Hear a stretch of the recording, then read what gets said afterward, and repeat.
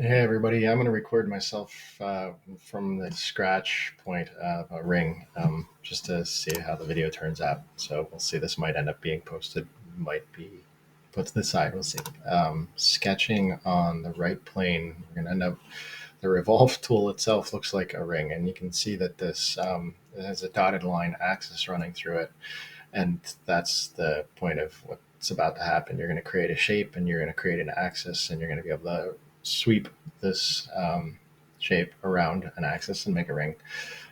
We've already started a sketch on the right plane. I'm going to click on the right plane over here so it spins the right plane around, and I'm looking straight at it, and I'm going to start with a center point rectangle like we did with the Empire State Building. I'm going to pull the center point rectangle up and out. I have to right click and hit escape to get my white arrow back. But one of the things that you need to note in my videos here is that when I hit the escape key and I'm recording a video like this, it doesn't work the way it needs to because the program interferes with Onshape. So I right click in this case, and you can do this too in the program. It's just much faster to hit the escape key. That turns off the rectangle tool that I was just using. That gives me the ability to modify at least at a basic level with this arrow. I can use it to reshape this, and we'll see what I'm doing here in a second. The other thing I'm going to do is make an axis line. I'm going to click this line tool. I'm just going to start at the origin point, make sure I can draw right across on the like horizontal plane line there. This has got to get going. I'm going to right click again to hit escape because I can't use the escape key. So you can see anytime you need to stop using the tool, you're going to have to hit escape. And so your control setup on this program should be right hand on the mouse, left hand on the escape key on the keyboard. It's a lot like flying a plane because of the amount of controls you have to have going on. And I'm just going to right click and twist this and quickly revolve, click in this revolve axis field and choose this so you can see it. But the point is, now looking at everything in front of you here, you have what's called a face and a sketch face that I just had drawn. The program saw what I was doing in a sense and selected it for me. If it didn't select what I wanted, I can deselect it by clicking the X. The edge of the sketch here, I had to draw an axis line for this shape to see something to move around. Sometimes you need to put that in there depending on what you're doing for a revolve. But the point now, if I want to modify something like this, because it's just this random shape, nothing specific, I can click back here and we can do all sorts of stuff with it. If I wanted to make this like a men's type wedding band, I can draw like a V cut here and here. Again, I would hit escape to finish the use of that. I have to right click and do it this way right now. But I can do all sorts of stuff. I can, again, with the white arrow being seen right now, I can roughly modify this. There's no measurements on it yet. So right now I'm just visually sculpting it. I'm not putting any measurements specifically. I can very quickly here, might as well.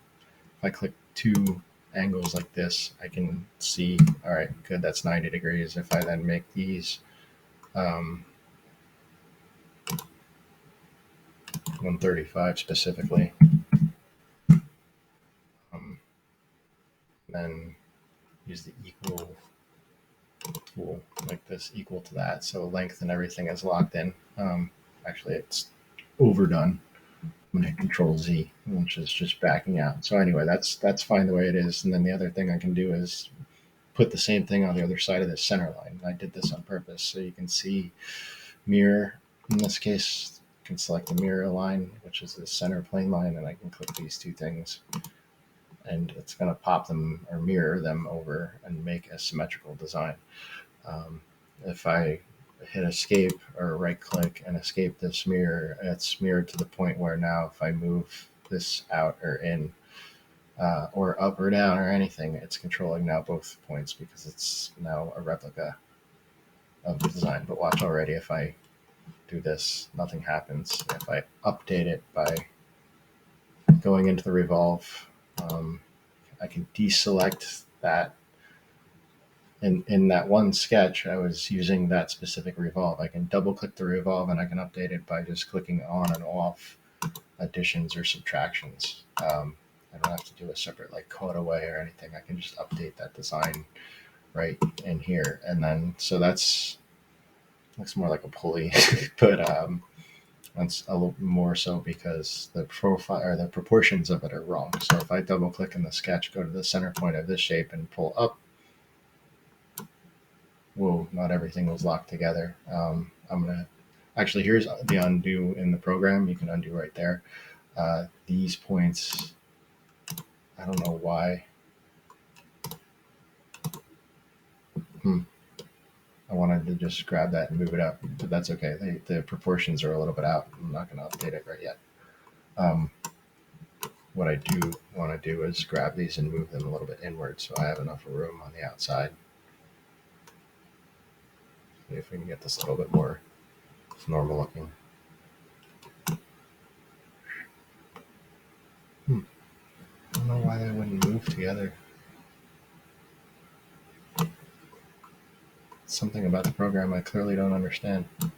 Oh, the other thing I can do, actually, I can update right in here is I can put a round edges on the corners. This, what happens is it's going to give you a rough estimate or just a raw number to start with. Dragging this arrow in and out will resize it. If it's too big and interferes with something else, or if it goes like off the edge of an object, you're going to get a red indication. Sometimes that just means you have to make it a size that'll fit on the part you're working on.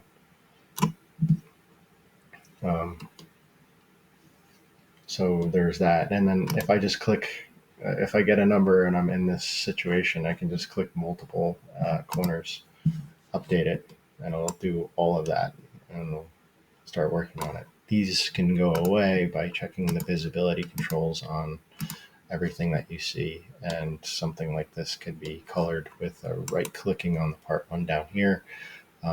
It is a very good idea to rename things in every case. It's hard to find the patience to do that in every situation, but it is an amazing work habit if you can rename, and then you can even assign materials in this case, which is pretty cool.